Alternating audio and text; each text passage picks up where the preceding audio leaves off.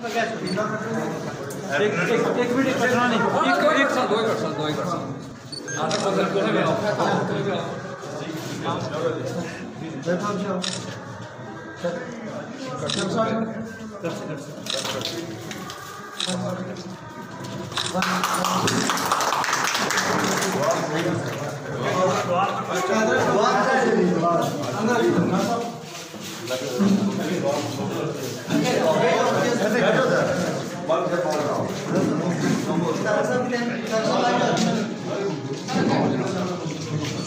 बैठो। एक मिनट कटना नहीं, एक साथ दो ही कर साथ बैठो।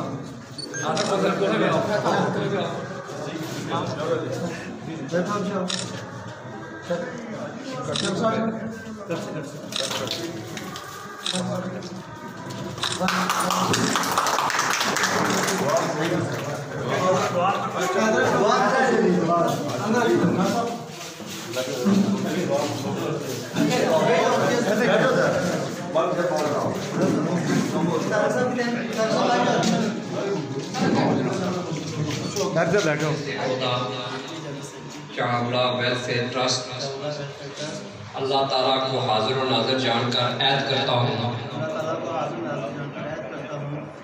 कि मैं हमेशा चावला वेलफेयर ट्रस्ट के मफाद को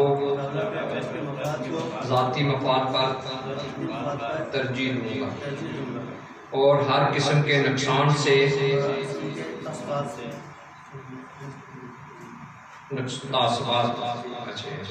और हर किस्म के तासबात से पाक होकर सिर्फ और सिर्फ अल्लाह की रज़ा और खुशनुदी के लिए अपनी खिदमत सर अंजाम दूँगा और दिलो जान से चावला वेलफेयर ट्रस्ट की तरक्की के लिए कोशां रहूँगा। अल्लाह हमारा हामी और नासर हो, आमीन सुम आमीन। आपको बहुत मुबारक हो साहब।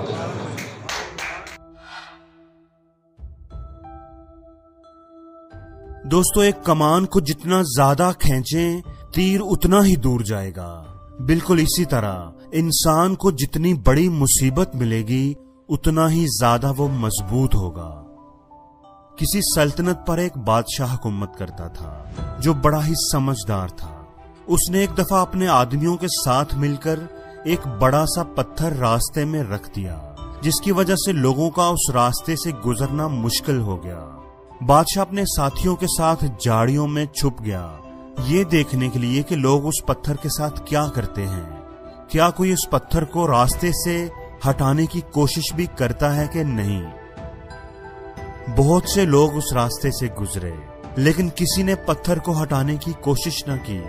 कई बड़े बड़े ताजर और बादशाह के अमीर दरबारी उस रास्ते से गुजरे, लेकिन उन्होंने पत्थर पर कोई तवज्जो न दी, वो बस पास से गुजर गए।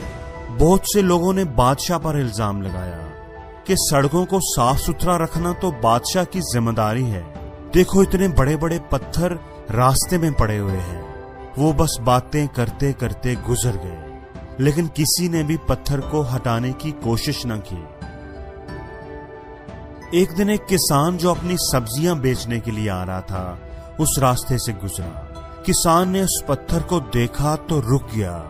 अपनी सब्जियों का टोकरा जमीन पर रखकर वो उस पत्थर को हटाने की कोशिश करने लगा। वो अकेला था, इसलिए उसे काफी जोर लगाना पड़ा, लेकिन आखिरकार वो उस पत्थर को हटाने में कामयाब हो ही गया। किसान बड़ा खुश था कि इसने लोगों के लिए रास्ते को साफ कर दिया है। जब वो अपनी सब्जियों का टोकरा उठाकर मुड़ा तो उसने देखा कि जहां पत्थर था वहां पर सोने के सिक्कों से भरी हुई एक थैली पड़ी हुई थी।